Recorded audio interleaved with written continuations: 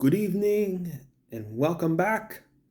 And this time we're going to finish off Star Wars, mainly the main nine films, with The Rise of Skywalker. This is a mess of a movie. I mean, there's good and there's bad about this film. It brings the Star Wars feel back, which is a positive. Kylo Ren, great as always, positive.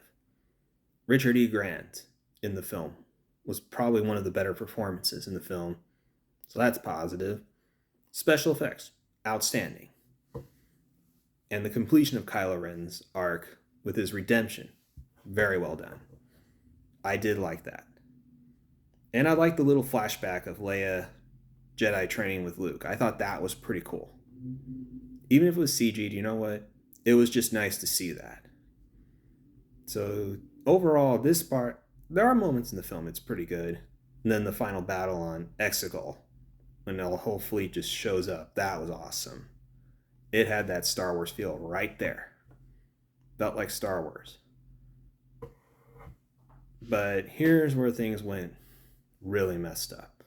And I know a lot of fans will say on this one too, and that is bringing back Palpatine. I mean, it does ruin Anakin's redemption. No doubt about it. I mean, this was easily not a smart move. And I know what the problem was with the film was. I don't fault JJ for this one. I fault the studio more so.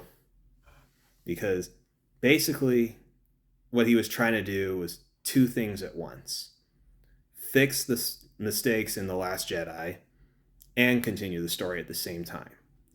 I think if it had broken into two films, it probably could have worked. But the studio, of course, said no. Because they defend Rian Johnson so much. I mean, that was just a mistake there.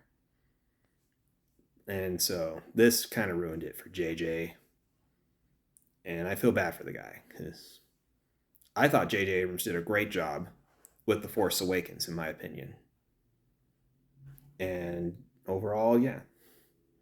So overall, some of the characters were definitely out of place, like Rey, for instance. I liked her in The Force Awakens. I thought she was decent in The Last Jedi. But this film, she's really, really conflicted. And as a result, it kind of messed her up.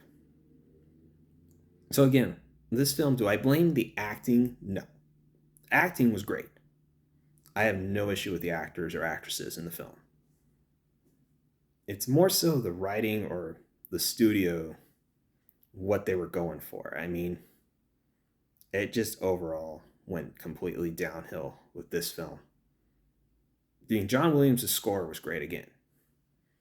And one thing I do like is the end credits music. I will give it props because it basically paid tribute to the whole Star Wars franchise.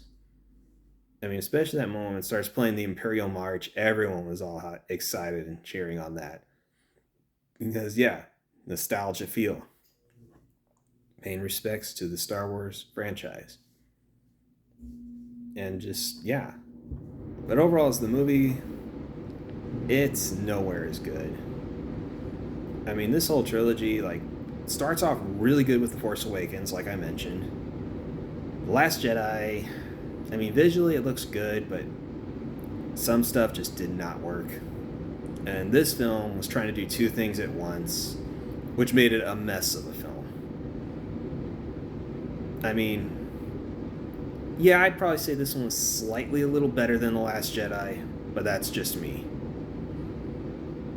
I mean, yes, hearing Ian McDermott's voice again was great. And you finally did get some knowledge of who Snoke was. So we were all wondering, who is this Snoke guy? And that was another mistake in The Last Jedi, was killing Snoke. I actually wanted to see him more. See more of his capabilities. But we didn't get that, because Rian Johnson screwed that all up. But overall, I still had a good time with the film. The Rise of Skywalker, that is. But it is definitely on the lower of my rankings for the Star Wars franchise.